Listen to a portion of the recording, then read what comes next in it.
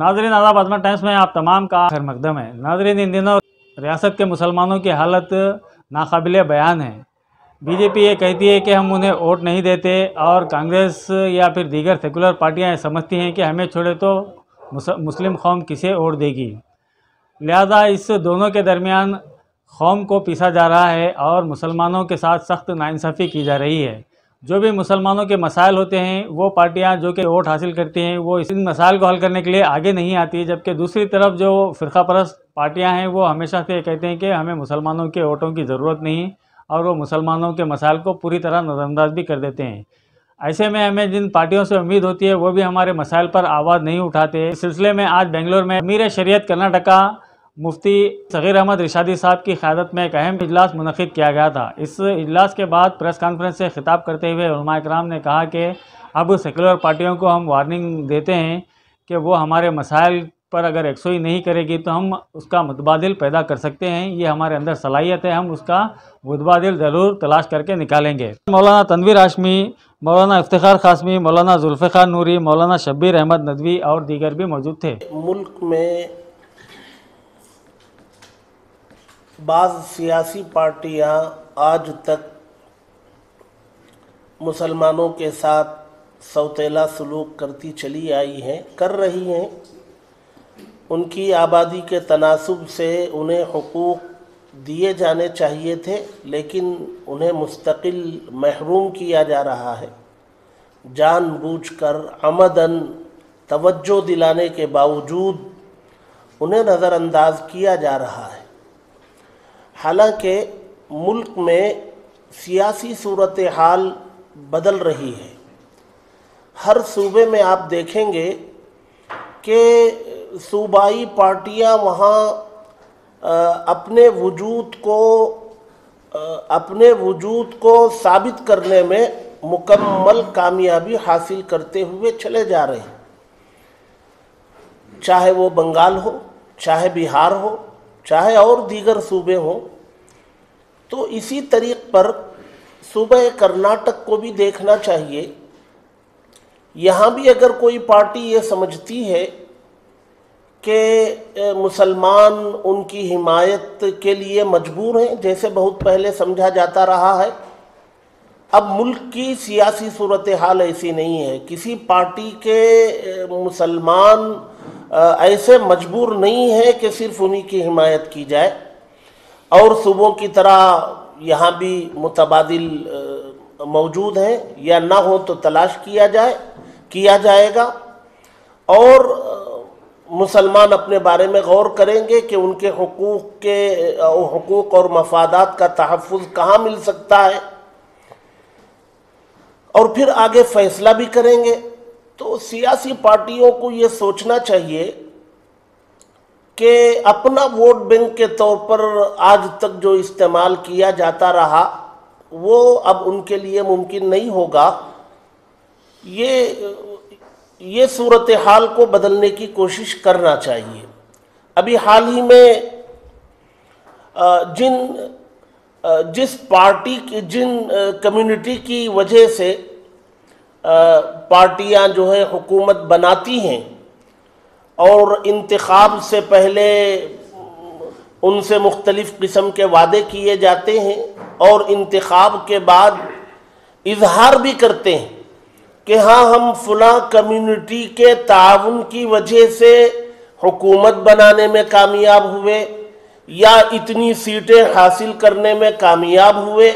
ये बरमला इजहार तो किया जाता है, बड़े बड़े इजलासों में एतराफ़ करते हैं, लेकिन जब हुकूक देने की बात आती है तो उनके जायज़ हुकूक से उन्हें धड़ल्ले से महरूम कर दिया जाता है।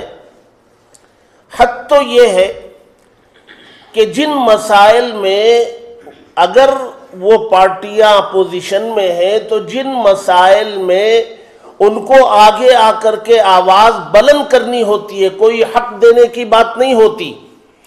मुस्लिम तबके के साथ जुल्म हो रहा है, ज़ियादतियाँ हो रही हैं, तो भाई आप कम अज़ कम ज़बान खोलो।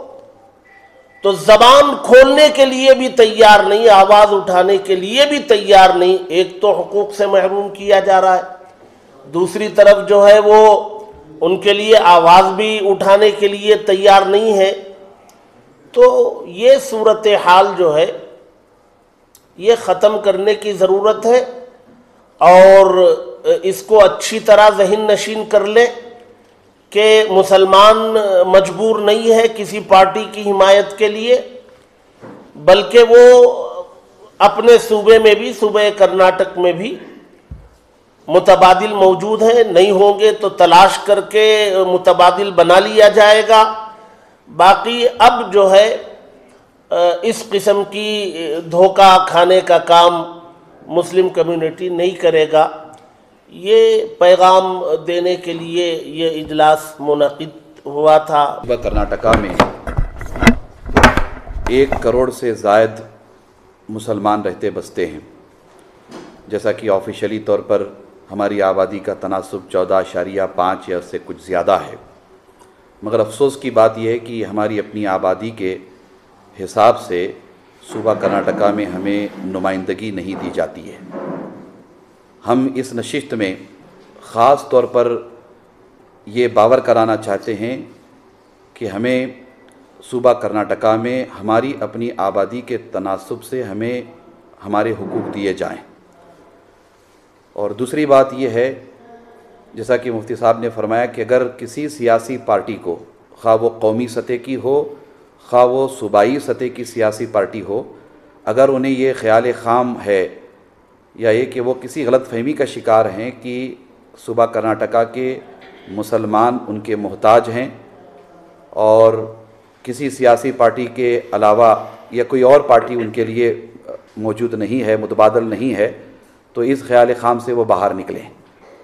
اور ہم بڑی ذمہ داری کے ساتھ یہ عرض کر رہے ہیں کہ ہمارا استحصال اب تک ہوتا رہا ہے، اب آنے والے دنوں میں استحصال برداشت نہیں کیا جائے گا. متبادل تلاش بھی کر لیا جائے گا اور بڑے پیمانے پر متحد ہو کر صوبہ کرناٹکا کی ترقی کے لیے، صوبہ کرناٹکا میں رہنے بسنے والے کروڑوں کرناٹکا کے کنڈیگاز کے لیے، وہ کسی بھی دھرم اور جات پات سے تعلق رکھنے والے کیوں نہ ہوں، ہم اپنے صوبے کی بقا اور اپنے صوبے کی ترقی کے لیے بھرپور حصہ لیں گے. مگر یہ بتانا چاہیں گے کہ ہم کسی سیاسی پارٹی کے محتاج نہ تھے، نہ ہیں، نہ کبھی رہیں گے. آج کی اس نشست میں متفقہ طور پر انہی ساری امور پر گفتگو ہوئی ہے. حضرت امیر شریعت دامت برکاتہم چونکہ کسی مصروفیت کی وجہ سے تشریف لے گئے ہیں، حضرت کی موجودگی میں یہ ساری باتیں ڈسکس ہوئی ہیں.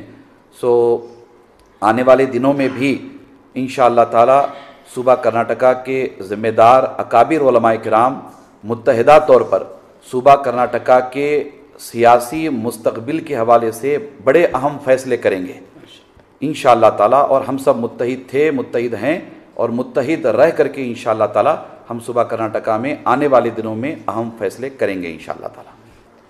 کہ ابھی جو ہم ریاست کرناٹک میں حالات دیکھ رہے ہیں، کس طرح کے حالات ہماری قوم پر آ رہے ہیں، میں کھلے لفظوں میں کہنا چاہوں گا ریاست کرناٹک میں مسلمانوں نے مل جل کر محنت کرنے کے بعد کانگریس پارٹی کے لیے کام کیا. اس کو جتنی بھی سیٹیں آج ریاست کرناٹک میں نظر آتی ہیں، اس میں زیادہ محنتیں ہماری قوم کی ہیں. لیکن آج جس طرح کے حالات ریاست کرناٹک میں ہمیں دیکھنے کو مل رہے ہیں، کس طرح کا ہمارے اوپر ظلم اور زیادتی ہو رہی ہے. کہیں ہمارے بچوں کو جانوروں کی طرح قتل کیا جا رہا ہے، کہیں زخمی کیا جا رہا ہے، کہیں ہمارے بچیوں کے اوپر حجاب کے اوپر ان کو اسکول کے اندر آنے کی اجازت نہیں ہے، کہیں اگر اسکول میں نماز پڑھ لی تو اس اسکول کو بند کرنے کی باتیں کی جا رہی ہیں. یہ تمام معاملات ریاست کرناٹک میں ہم دیکھ رہے ہیں. جس پارٹی کو سیکولر سمجھ کر مسلمانوں نے ووٹ دیا تھا، آج وہ پارٹی ایک لفظ کہنے کے لیے تیار نہیں ہے کہ جس قوم نے ہمیں آگے بڑھ چڑھ کر دن رات محنت کرنے کے بعد سیکولر پارٹی کو لے کر آنے کی کوششیں کی گئیں، آج وہ ایک لفظ بھی بولنے کے لیے تیار نہیں ہیں. جیسے کہ مجھ سے پہلے ہمارے علماء کرام نے کہا ہے، میں وہی کہوں گا کہ کانگریس پارٹی یہ نہ سمجھے کہ مسلمانوں کو انہوں نے خرید لیا ہے یا مسلمان ان کا غلام ہے. یہ ہرگز نہیں. ہم آگے مشورہ کریں گے، پوری ریاست کرناٹک کے علماء، عمائدین، اہل تفکر، اہل تدبر کے ساتھ بیٹھ کر ہم مشورہ کریں گے کہ ہمیں آگے آنے والے دنوں میں ہمیں کیا کرنا ہے۔ ابھی ہم حالات دیکھ رہے ہیں، کانگریس پارٹی کے اندر جب عہدہ دینے کی بات آتی ہے تو جو ہمارے مسلم لیڈران ہیں ان کو بالکل نظر انداز کر دیا جاتا ہے، ان کے ساتھ کھلواڑ ہو رہا ہے۔ ہم یہ تمام حالات دیکھ رہے ہیں، تو ہم یہ تمام چیزوں کو ہم برداشت نہیں کریں گے۔ آج بھی ہم کانگریس پارٹی سے کہیں گے کہ اگر آپ کو ہمارا ساتھ دینا ہے یا ہمارا ساتھ لینا ہے تو کھل کر ہماری قوم کے ساتھ آپ کو آنا ہوگا۔ ہمارے جو لیڈران ہیں ان کے جو عہدہ ہے ان کو آپ کو دینا ہوگا۔ اگر اس طرح سے ہمارے ساتھ ناانصافیاں ہوتی رہیں تو پھر آگے ہم کچھ سوچیں گے، اور ہمارے پاس بدل ہے، اس کو بدل کے لیے کیا بہتر رہے گا، ہم انشاءاللہ اس پر کام کریں گے۔